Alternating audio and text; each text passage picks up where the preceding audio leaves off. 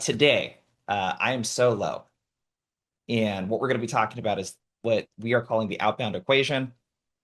This is a methodology that we created, the first and only, I believe, outbound methodology based on the 200 plus clients that we've worked with in the last 4 or 5 years.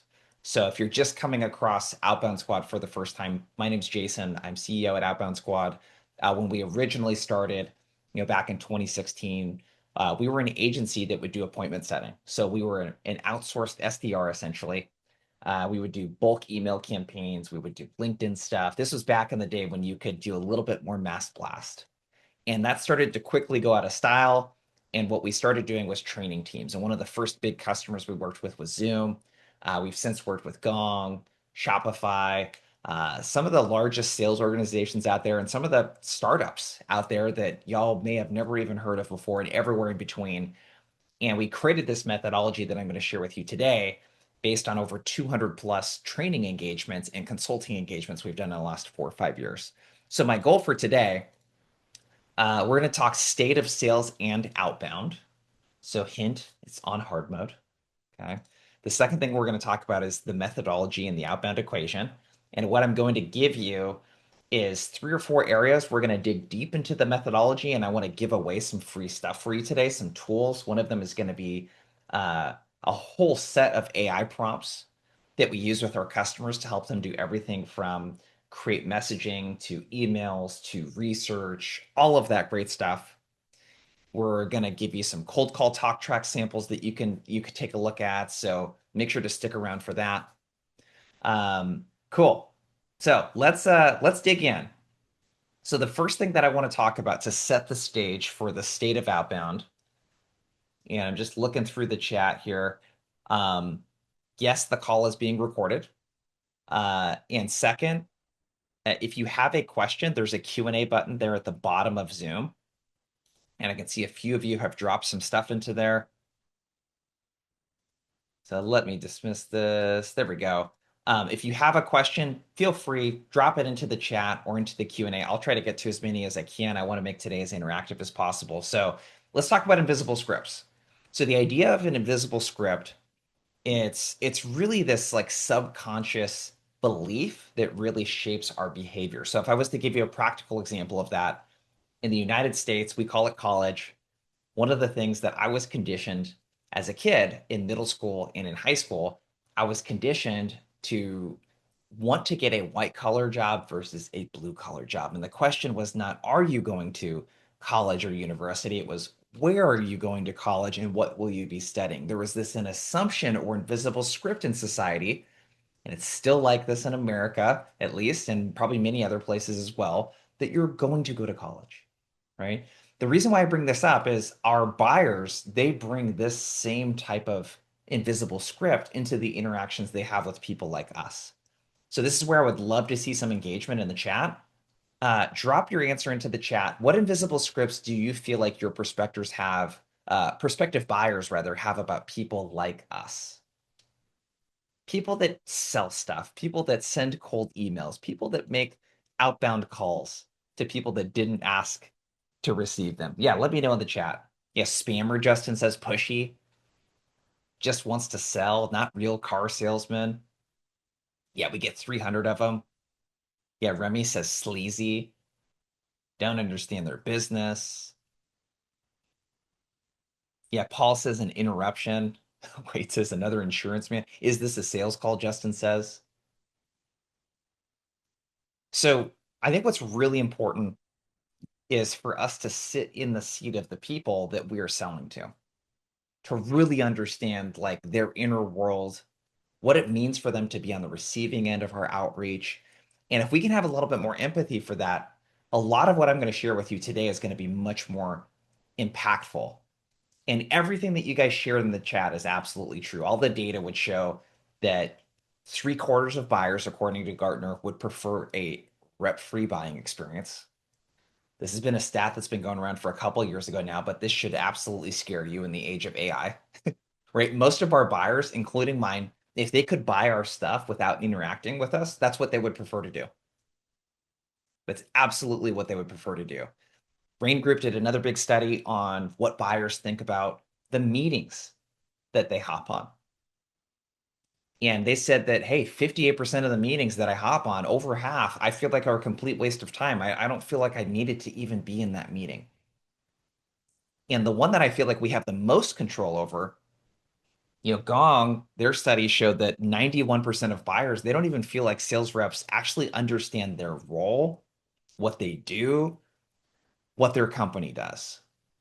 And this really kind of sets up a precedence with buyers and sellers where we're really one of the few professions, maybe besides being a lawyer or being a politician in today's day and age, where we start from behind the starting line. Our buyers are inherently skeptical of us upon meeting with us for the first time. This is a very uncommon experience that people have in most professions. You don't go to the doctor with, well, most people don't, with immediate skepticism on whether this person might know what they're talking about, what their intentions might be. So we have to do a really good job, especially when we're doing outbound, of demonstrating that we are not like all of those other people that have been spamming your inbox, that have been calling you repeatedly with no real reason for the call outside of pitching you. So what I want to do first is let's talk about the state of outbound. I want to talk about why it's so hard. And then the next thing that we're going to talk about is the methodology and the outbound equation. And I want to give you some good ideas and things to think on and ponder, and most importantly, put into action. So, reason number one, it's very hard to do outbound in 2026, even compared to 2 or 3 years ago, because our buyers are inundated with options. So, what you see here, look at all that hair, you guys. This is from 2016. My wife and I actually met on Tinder. Let me know in the chat. Give me a yes, or maybe give me the platform. Did you meet your significant other on an online dating platform? Let me know in the chat. Yeah, Hinge, I know is a popular one with the kids these days. Yeah. John says no. Phil says drunk in a bar. Okay, cool. Yeah, Yellow Book, Bumble, okay, Cupid match. Yeah, through friends, Leon. Yeah, Elena says we work together. Frank says no, I'm 67. So the reason I bring this up as an example is anyone who has met someone through online dating, prior to 2010, the majority of couples met through mutual friends, right? And as of 2025, over half of couples meet online. What does that mean when it comes to dating? It means that the ability to meet people, like the market has expanded drastically, because my wife and I never would have ran into each other. We were not in the same social circles. We never would have ran into each other if online dating was not a thing. It would have been a total freak accident. There are an abundance of options, and that might sound really great in theory, but I've talked to a couple clients. So these are just examples. In the last couple weeks, uh, we work with a client that sells into the restaurant industry. And one of the things I wanted to illustrate to that client is that, hey, restaurant tech is going to be a $315 billion industry in less than 10 years. There are 15,000 tech vendors, and over half the people that buy software actually categorize their purchase as high regret. So, in other words, they are inundated with options. It's very hard to know what to choose. And when they do choose something, over half the time, they're going to regret making that purchase. Last week, and I think there's a couple people from from the company last week that I was just working with, I made an example in Martech.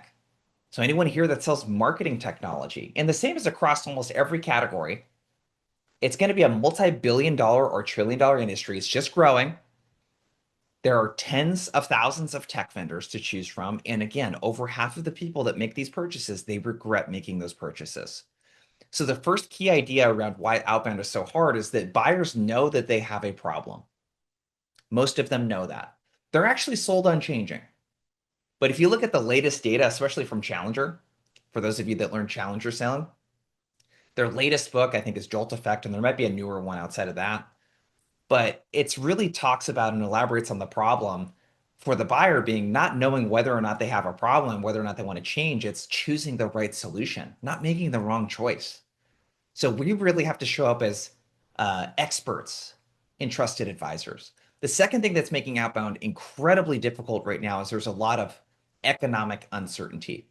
Let me know in the chat who here is hearing about the economy a lot more in the last year or two in their deals as a reason for not wanting to move forward, people being extremely price conscious. Yeah, whatever it might be. Let me know in the chat. How many of you are hearing that right now? It looks like a lot of you are hearing that. Yeah, Leon says always, 100%. Yeah, Stephanie says pretty much 100% of the time. Justin says since our favorite person started. Just being sarcastic. Yeah, Ashley says especially Canada. So there's a lot of economic uncertainty. I can speak to America, and most of the rest of the world has experienced something very similar.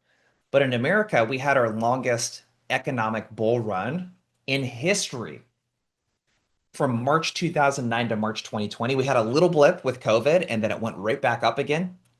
And then it kind of settled down and went back down in 2022. And the reason why I share this is that if you sold and were doing outbound during those times, there was a lot of money in the market. And a lot of us are selling to PE backed and VC backed firms or publicly traded companies that have a lot of cash that they need to spend. And it's a lot easier to get meetings and a lot easier to sell deals. But the thing right now is it's not 2022 anymore, right? The buying environment has changed. Sales cycles are longer. It's 40% longer since 2022. Takes 40% longer to close a deal. There are 25% more stakeholders involved in deals since 2023. And deal sizes have shrunk year over year by 22%. Let me know in the chat, are you feeling any of this in your deals that you're working right now? It's taken longer to close them. There's more people I need to get buy-in from, and people want to get started smaller. Yeah, Kayla says, especially with SLED.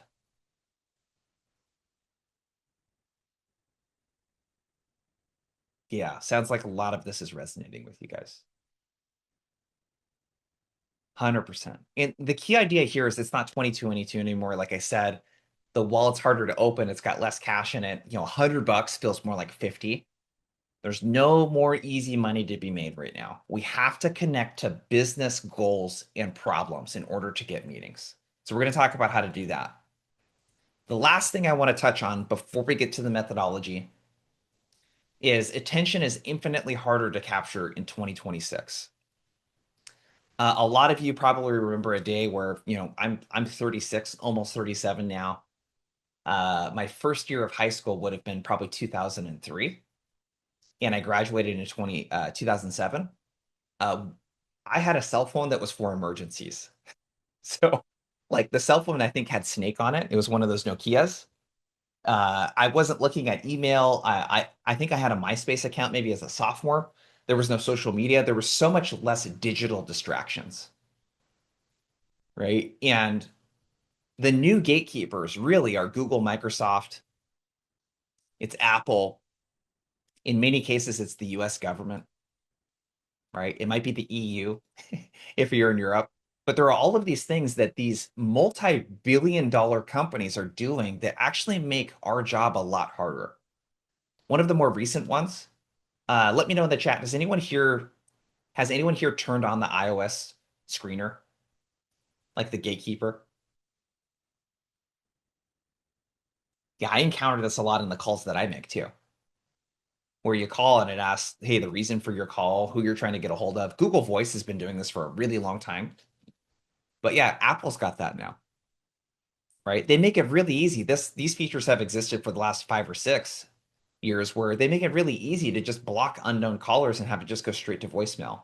I actually believe that the future of cold calling is not booking meetings in a live conversation. I think in 3 or 4 years, we're not going to see a lot of that. I think it's going to be your ability to work through that gatekeeper or with the AI assistant or leaving really good, compelling voicemails. I think the phone is more alive than it's ever been because people are freaking glued to their phones. But I think the live conversation on a call, it's dying a slow death.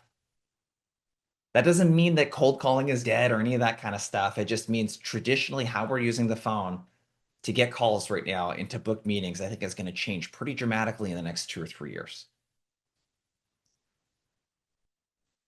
We're also competing with all of the other apps and all of that stuff, like I said. So what does this mean for outbound? This is a study of 300 million cold calls with Gong. What it shows you is that there is a drastic difference between those that are average and those that are very skilled. People that are in the top 25%. The average rep right now has a 5.4% pickup rate and a 4.6% booking rate. The booking rate is the amount of people that say hello versus the amount of people that book a meeting. So to illustrate this for you, the average rep has to call about 20 prospects to get a pickup, and they have to talk to 20 prospects in order to book a meeting. News alert, that is unsustainable. I think all of us are thinking, like, when's the last time I actually talked to 20 people live on a phone call? That might take an entire month, or if I'm an AE, an entire quarter. Average skill just does not scale. It doesn't. You can't be average anymore and make the phones work. You can't be average anymore. And this is based off of a big study that Outbound Squad, Gong, and 30 Minutes to President's Club did last year on cold email. We studied 85 million cold emails. You can see that the average rep will book 3 meetings off 1,000 emails sent versus 23 in the top 10%. So the key idea here is that average does not scale. It just doesn't. Okay. Like it doesn't work anymore with outbound. Like we have to be as skilled as the top 25% reps to make it in 2026. We cannot be lazy on the phones. We can't send these mass blast emails. We can't just send stuff that's been AI generated, etc. So the last thing you might be thinking is, okay, Jason, you've just spent the last 15 minutes talking about how hard outbound is. Why should we put all of this effort into outbound? There's a couple of reasons. One, acquiring customers through inbound has skyrocketed, especially with the advent of AI. SEO is much more expensive and oftentimes ineffective, and pay-per-click has become much less effective as well. So serving up ads and Googling stuff, customers aren't really looking for information in the same ways. A lot of what they're doing is looking on AI platforms for information. So the cost of acquiring customers through these inbound channels has become increasingly significantly higher. And a lot of what you guys are probably hearing from your orgs in 2026 is that we need to prioritize outbound. Inbound is down. It's become too expensive. And when budgets tighten up, fewer companies are proactively looking for new solutions. So the same data still holds true with AEs. If you're an account executive on this call, the best ones are self-sourcing a third to 2/3 of their pipeline, depending on their average deal size. And I'll send out these slides to you guys afterwards for some of you that joined late. So outbound allows you to really take control of your destiny. One of my favorite quotes around this is that an inbound lead was an outbound lead yesterday. How do we find those people that were going to come through inbound or have a problem and get the conversation started early with them? Okay, so let's talk about what to do about this. You've probably been chomping at the bit to get the tactical parts of this. So let's talk about the outbound equation. So there's a couple different sections to this equation that I'm going to give you right now. And then again, we're going to zoom in specifically to some of these sections. So the first thing that I want to do is talk about the 3 different sections. Okay. There's a foundational layer. There is what the org needs to execute in order to make outbound work. And there's what the rep. So a lot of you, I would imagine 2/3 of you on this call are probably reps. The other third are in some sort of leadership position. The most common mistake that we see is that the organization thinks about this backwards. Instead of starting with foundational things that they should provide for the reps, enabling leaders to teach on that, reinforce it, coach it, create culture around it, they start with reps. And they usually say, here's a cold calling script. We're going to run enablement sessions around pipe gen for you guys. Here's what that's going to work like. And they do it backwards. So it's very, very important that we think of it in this order. So the first thing that the organization needs to provide is the strategy. I'm going to spend quite a bit of time talking about this and giving you guys some takeaways here. That's ICPs and personas. It's not, hey, here's everyone that we could reach out to. It's, hey, here are the 3 industry verticals or ICPs that we reach out to that have the highest win rates and highest likelihood of wanting to engage with us. It's account scoring. It's the sales math. The sales math is how do we reverse engineer the number So if we need to book, if we need to close $1 million, let's say our quota is $1 million, how do we reverse engineer that down to the number of deals that we need to close, the number of intro calls that we need to run, the number of outbound activities we need to do in order to hit those intro call metrics? We need a daily number that says, hey, instead of this arbitrary, you need to make 50 calls per day, it's, hey, you need to make 37 calls per day based on your own metrics and your conversion rates in order to set the meetings that you need in order to hit your quota. The sales math. The offer. What are we giving buyers in return for their time? The messaging that we're using, how the AEs and SDRs align, the compensation, etc. A big part of this is process. We need to have playbooks, plays. We need to have process in place before we start enabling reps. We need to have our tech figured out.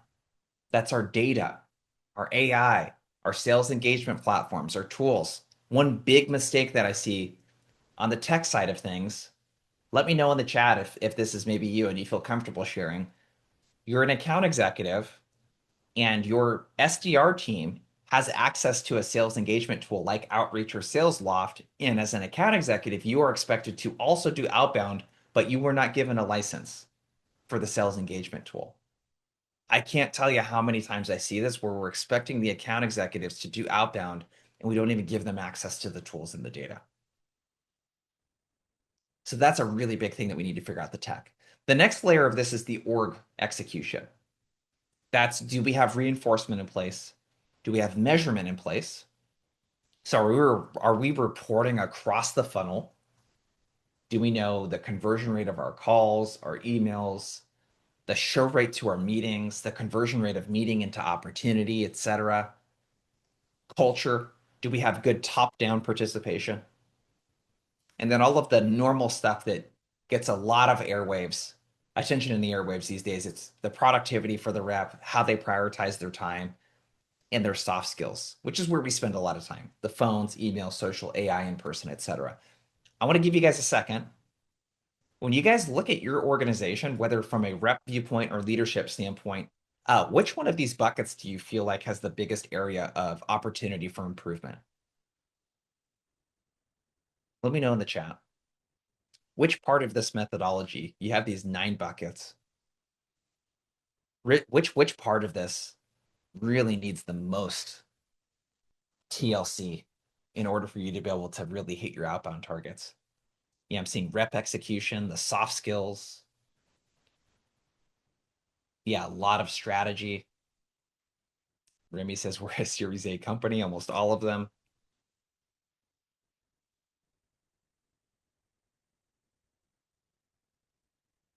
Love it. Loving the engagement so far. So let's zoom into the methodology. And I want to dig deep into a few critical areas that you absolutely need to nail in 2026 so that you have something actionable. The first thing I want to talk about is the strategy and particularly the offer. Okay. I want to talk about the offer. The reason why the offer is so important is there's really 2 fundamental reasons why a buyer would take a meeting. One, they want to fix immediate problems.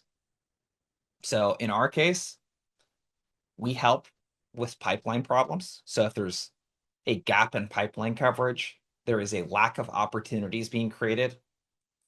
There are a lack of meetings, especially to create those opportunities. Like, that's, if someone's got that problem, it's an immediate thing that we can help with and align our solution with. The problem is that on average, only 3% of your total addressable market is going to have an immediate problem that they also acknowledge and are also seeking help to solve. There's another big chunk, about 2/3, half to 2/3 of your market statistically, that does have the problem, but they're not proactively looking for situations and solutions to fix it. So the other big reason that someone would take a meeting is really FOMO, fear of missing out. They want some sort of insight into what a peer is doing, a competitor, etc. So what we studied with Gong last year is we looked at the presence of an offer, and we looked specifically in the email because that's the content that we were creating. We said when we send cold emails and we look at how the email ended, what the ask was. When someone asked for a meeting and they said, "Hey, are you free tomorrow at Tuesday? Are you free to on Tuesday at 9 a.m., let's say?" It decreased the reply rate by 44%. When they asked if the buyer had a problem that they could solve, and typically that was done in an open-ended question. What challenges are you having with your cybersecurity posture? That decreased the reply rate by 29%. When we asked for interest, is this something that you're running across? Would you be interested in chatting further? That had a 7% boost.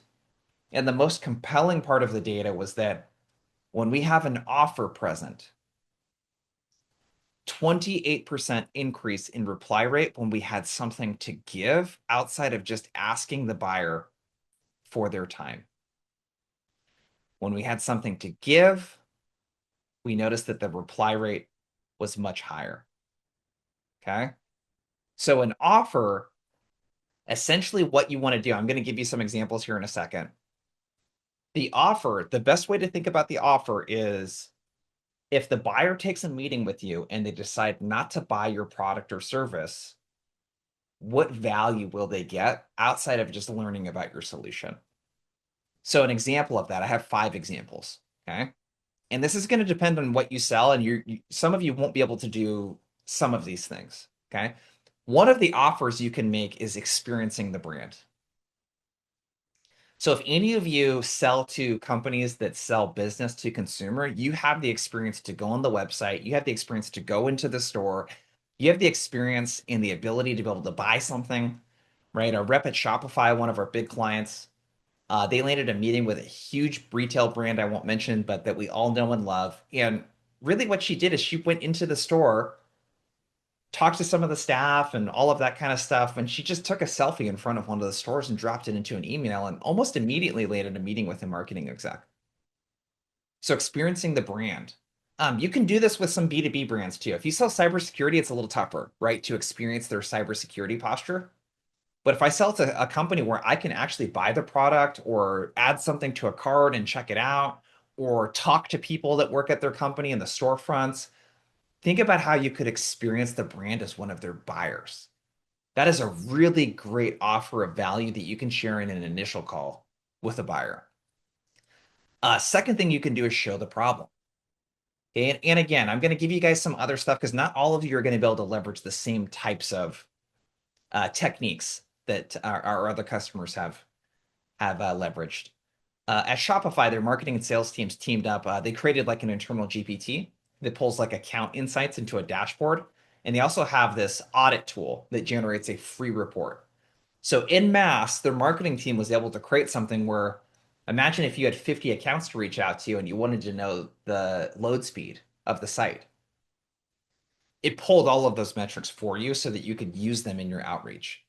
You could reach out and say, hey, I noticed that your site speed is about 3 times longer than competitor A, B, and C. And statistically, we see that reducing conversion rates by up to 28%.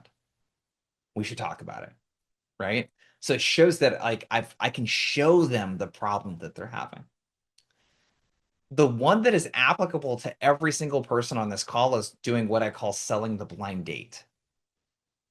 So the blind date, if you think about setting up a blind date, I don't know if anyone here has ever been on a blind date before, but if you were setting up a blind date for one of your friends to meet another one of your friends, you would hype that person up, right? You would talk about how awesome they are or why you think they might be a good fit or why they would get along. Like you would hype it up. And you got to sell the blind date. If you're an SDR, the blind date is with the account executive. If you're an account executive, the blind date is with yourself. If you're an account executive, the blind date could also be if you're selling cybersecurity, let's say. Maybe you bring someone technical on that first call. You sell the blind date with the technical resource. Okay. So Path Robotics, they're a company that sells both hardware and software as a service. It's automated welding.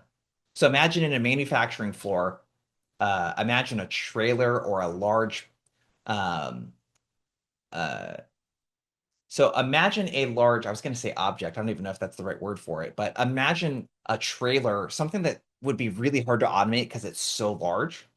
Like imagine on a manufacturing floor, a human is not having to even touch that at all. That's what they sell. The problem really is that there's an extreme labor shortage, at least in America, of welding talent.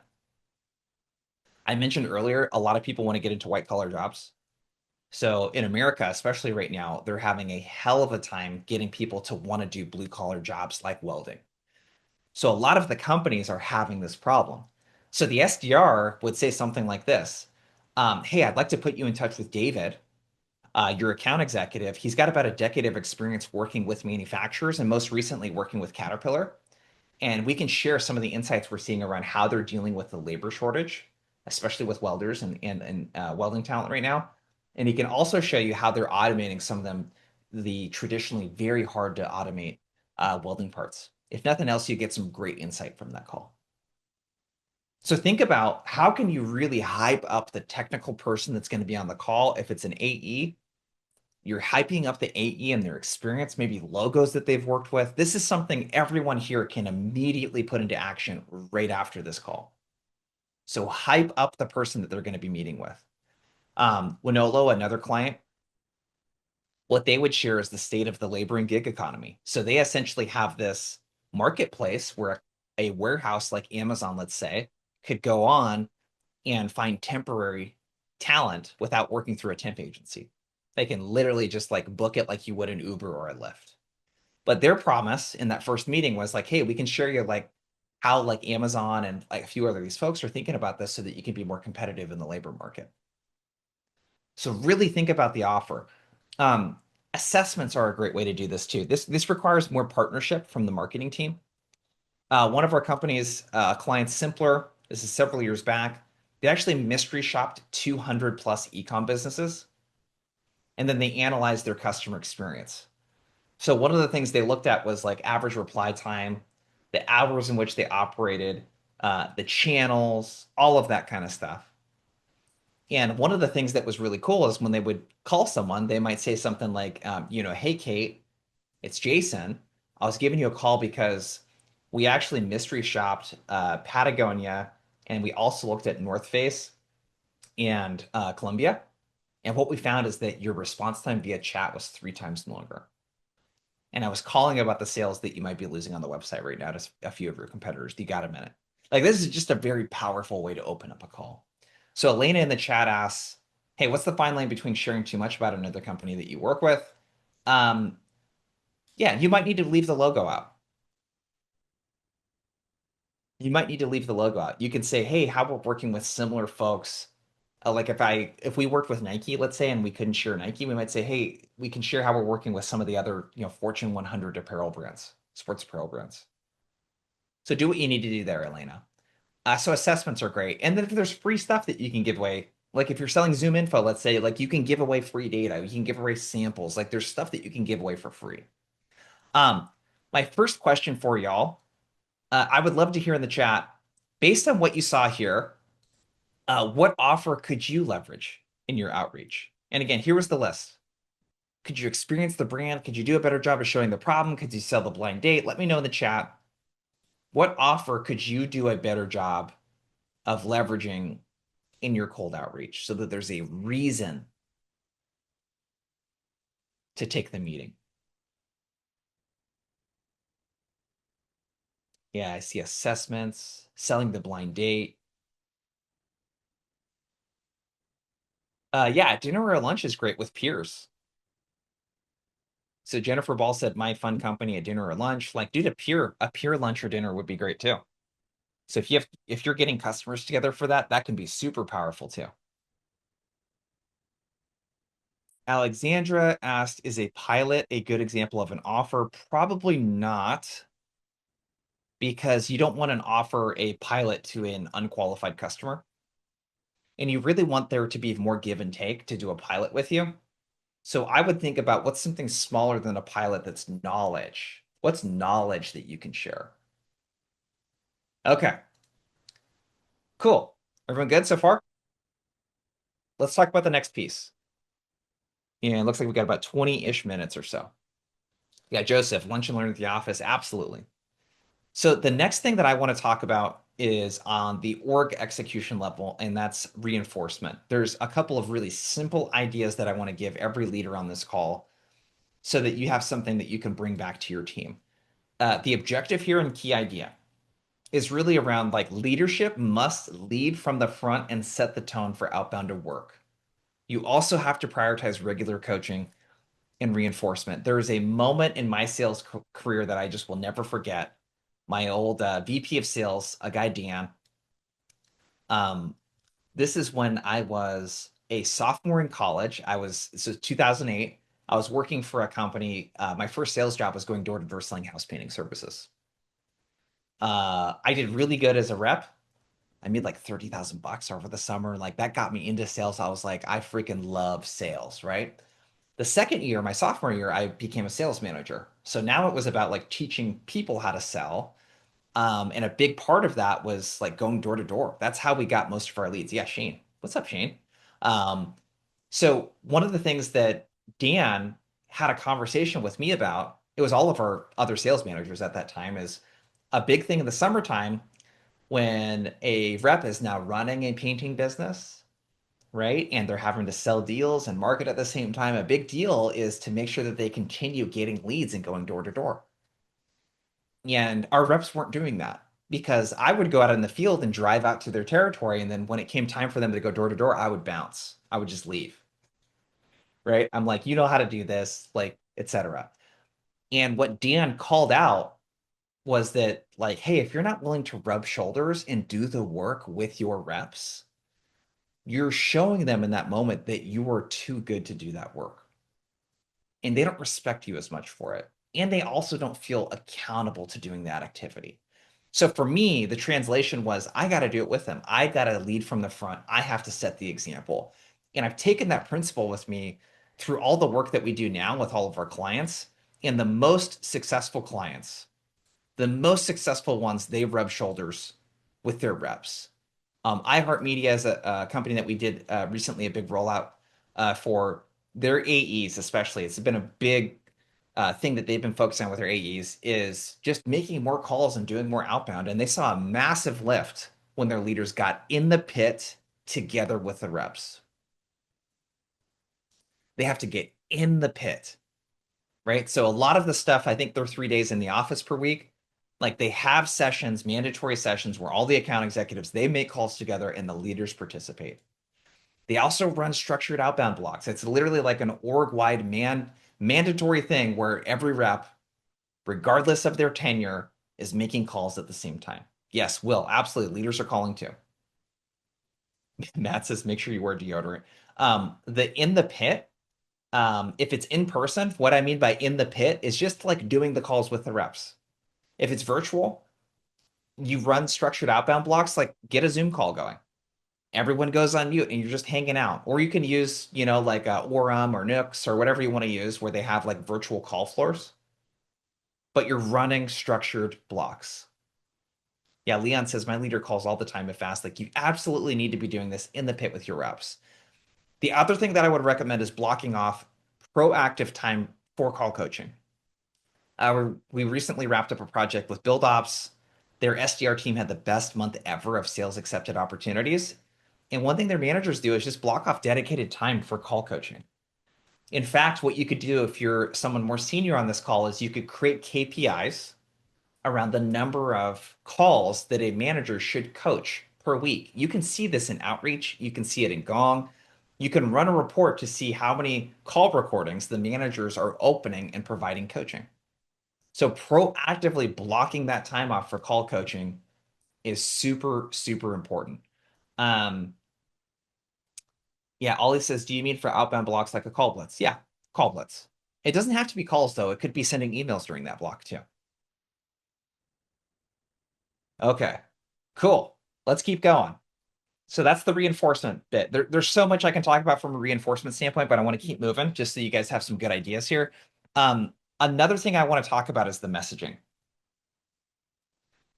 What I find right now with messaging is during times like this where the economy is doing what it's doing and buyers are not necessarily maybe being as proactive, our messaging has to be freaking dialed in and it cannot be product or solution centric. It can't be we do this. It's got to be we're talking to people like you and here's what we're hearing.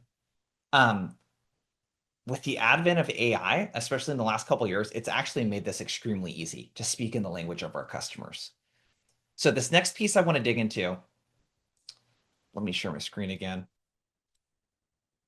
is I want to dig into messaging.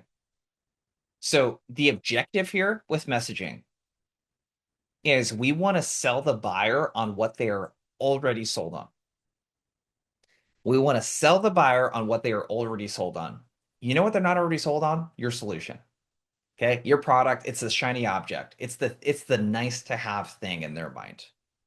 What they're already sold on is their goals, what they want to accomplish, their priorities, and then fixing and alleviating any problems that stand in the way. Okay? So when I ask you the question, who are you with and what do you guys do? We cannot answer that question in this way. This is called product voice. So and so Solution is a unified commerce platform that offers a seamless customer experience across all retail touchpoints and centralized data and operations to provide a single source of, like, it's such a mouthful to even say. We can't talk in this language. We have to talk more in this type of language. Hey, I was actually speaking with another founder yesterday who mentioned that he was just feeling stuck in the mud. There's so much pressure for them to keep up because things are so competitive right now in their space. And their current ecom platform it's super expensive to maintain and just doesn't play friendly with their point of sale solution. How does that compare to what you're seeing right now? When you bring it up in story form like this, and you talk about the customer problems instead of what you do, customer voice, what we found, especially over the phone when you do this, like the stats would tell you that and show that the conversion rate into a booked meeting is literally 3x when we speak in customer language and about their problems. So the first idea I have for you here is to assemble a messaging team. We worked with the company GoGuardian. Their BDR and AE teams increased qualified meetings set by 42% quarter over quarter. Their internal chant or mantra, if you will, was priorities over product. Priorities over product. We're going to talk about priorities and problems before we talk about our product. So what they did is they assembled a messaging team of around 8 to 12 folks. This was top SDRs, account executives, leadership, people that had the best knowledge around the buyer, and that became the team that dictated the messaging that the rest of the org would use. It wasn't some top-down thing where the sales leaders are like, here's how we talk to our customers. Marketing didn't create it. It was a collective group of the best sellers, a marketer or two coming together and creating messaging. And I'm going to show you what that looks like here in a second. The second thing that they did was create what I refer to as a messaging matrix. Okay. And that looks a lot like this. So what you'll see on this is in the priorities column on the left, you can see all of this is written from the point of view of the customer. When they engage with a director of curriculum and instruction, they're thinking, hey, unfinished learning is a big challenge for us right now. How do we structure and focus our curriculum to reach learning targets, improve test scores, and increase graduation rates? They aren't thinking about the platform that they're going to use. They're thinking about that big focus. They're also thinking about, hey, the assessment solutions I'm using right now, like the data, like it's inconsistent and it comes at a time that's too late for us to take action on. And we always get surprised at the end of the year. What would be really nice is if we had consistent data that can drive directional improvements in learning outcomes and help us reach our learning targets and increase graduation rates. There's nothing about the product in there at all. So we have to create messaging like this. The cool part, the cool part is that you don't need to do this from scratch anymore. This would take me an hour per persona to workshop with a customer. The cool part is that you don't need to do that from scratch. I'm going to show you something. This would be the first kind of thing that I give away to you guys. Let me share my screen. Um, there's some AI prompts that will just build this for you, and it will do it probably better than you could do yourself, if I'm being honest. It's really, really hard. I include myself in that conversation. It's really, really hard to create this stuff from scratch. So what I'm going to give you here in a second, there are some AI prompts where I don't know about you guys, I have recently been sold on Perplexity. Who uses Perplexity? for their AI platform? Let me know in the chat. Who's using Perplexity? Dude, it's so money. What I love about Perplexity is it's got ChatGPT, it's got Gemini, it's got all of them built into one place. Um, so it's really good. I found it to be much better than ChatGPT and Gemini by themselves, and I found that ChatGPT has a lot of like hallucinations. So with this AI prompt, though, what you can do is you can take transcripts, persona-based messaging from marketing, any marketing materials you have, business cases, etc. You can attach that and just have it run this prompt. Hey, take these, turn it into a messaging matrix. Here are the different areas with examples.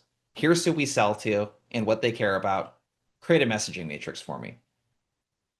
And what's really, really cool is it will spit out something that looks a lot like what I showed you before. It'll spit out something that looks a lot like this. Boom, right there. You don't need to create it from scratch. This is like, this is the framework that you're going to use to have AI, if you want, create your emails, create your talk tracks. Like this makes it super, super tailored and really specific. I'm going to share. Not all of you are going to be able to access this at once when I share it because there's several hundred people on here. Okay. So just give it a second. You can download and make a copy of the AI prompts here. All right. The link is in the chat. Again, it's not going to let all of you access it at once because it limits it to about 100 people at a time. So just have a little patience. I'll share it again before the end of the webinar. And we're also going to email out a copy of this so that you have it too. So messaging, super important. Your goal should be, if you're in enablement, and let's say that you're super strapped on resources because you're a small enablement team, like this literally takes maybe 10 or 15 minutes per persona to create something that would be much better than marketing doing it themselves or you doing it yourself or a sales leader doing. It'll be much better than that. It'll use actual customer voice and data in there. It's really badass. Okay, I'll reshare this before the end of the chat so that you guys have it, okay? Okay. Create a customer snippet bank. Gong, when we worked with them, I thought just did a killer job of this. If you're not already doing this, you need a database. It could be a spreadsheet. It doesn't matter. It doesn't have to be crazy. But think about it as a rep, how frustrating it is when you're trying to figure out, hey, what's another customer we've worked with in this industry vertical? You got to go to the freaking website and you open up all these case studies and it's not organized by industry maybe. Or I got to open up the case studies and it's like a whole like pages of information. It's not very usable in that format. So what you can do, and you can have AI create this for you as well, is you want a customer snippet bank that's like customer in one column, industry in another column, and then two or three sentences on like what was the problem and what do we do for them. That's it. That's all you need. You need something really easy that your AI could call on for the emails, for messaging, for any of that kind of stuff, for you to reference when you're doing account research. You want to be able to easily reference that. All right. So I gave you the bonus AI prompts. So I'm going to keep moving. Got about 9 minutes. Um, Let me think about what I want to share here because I got a couple things. Let's talk about this piece. And then I'm going to send the slides out to you guys afterwards too, because there's going to be some content that I don't get a chance to get to. And I also want to answer some of your questions. Okay, the next piece I want to talk about is the AI component. To set this up, I would like to ask you guys in the chat, let's say that your org gave you a budget to hire a personal assistant. What's the first thing that you do with your personal assistant to get them going? Let me know in the chat. Lauren would outline what you need help with. Ryan says roadmap. What else? You would teach it, Melissa says. Yeah, you would schedule time. Kayla says you would have it get in the pit with you and do cold calls.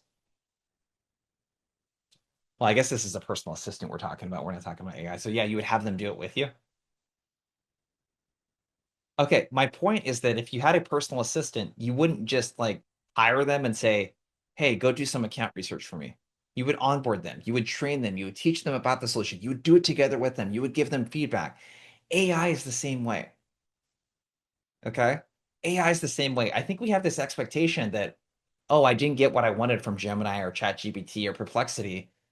AI is not very helpful. It gives me generic answers, right? Like you might be feeling like, oh, dude, um, it doesn't even like it's not even worth learning how to use this stuff because it's so complicated.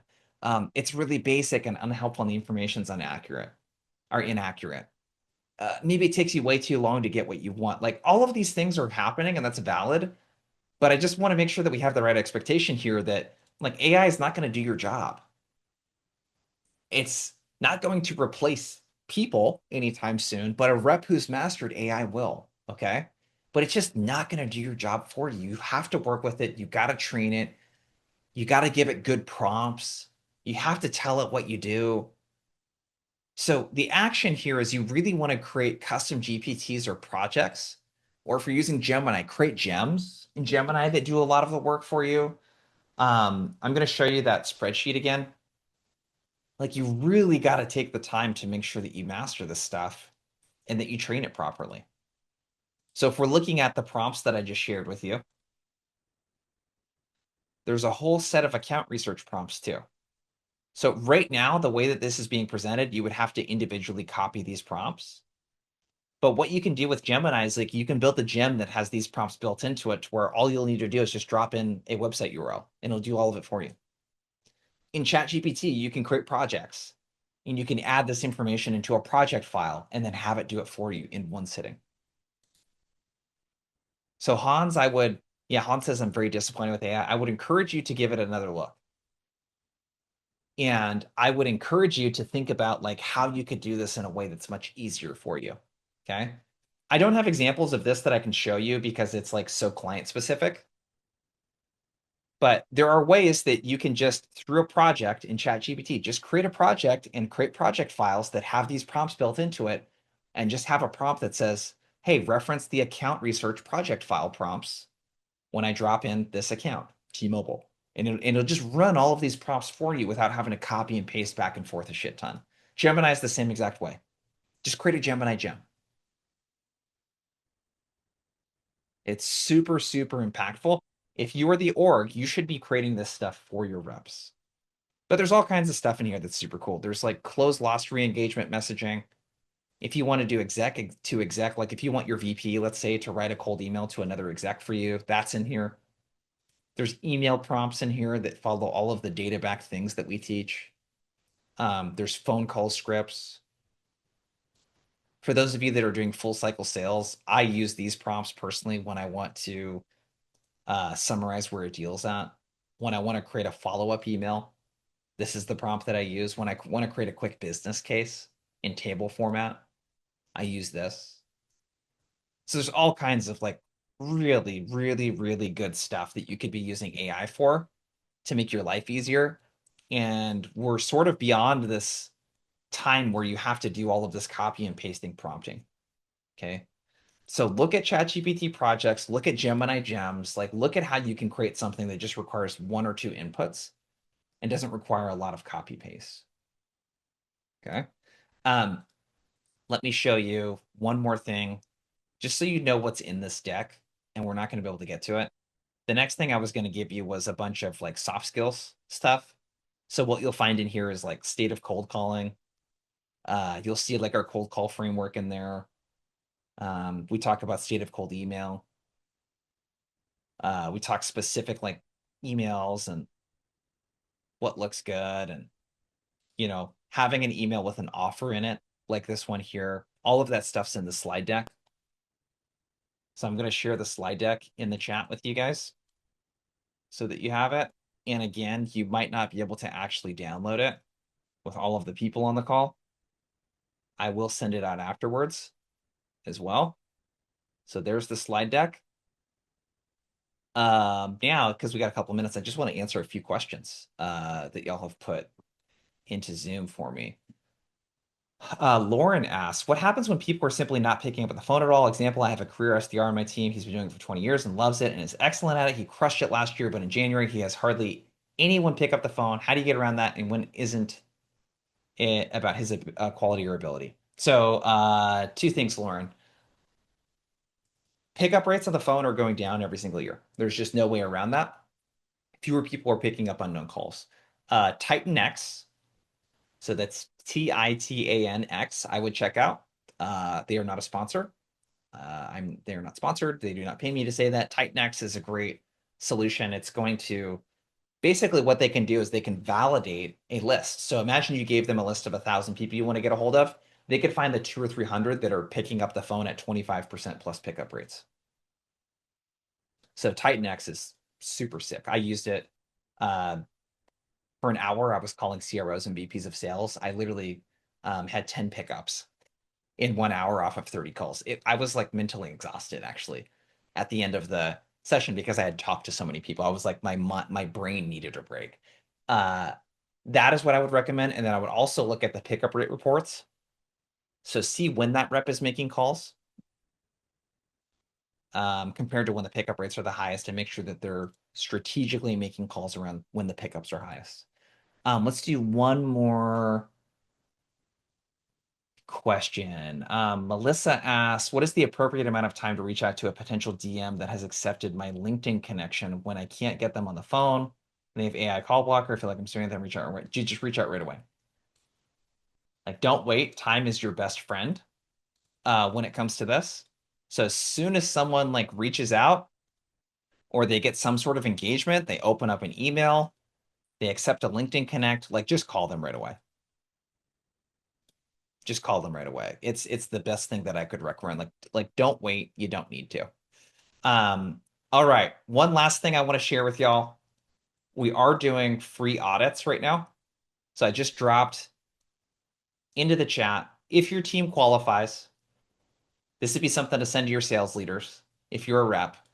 We are doing free cold calling audits. So I just dropped a link for that in the chat. So this is me eating our own cooking. This is our offer right now.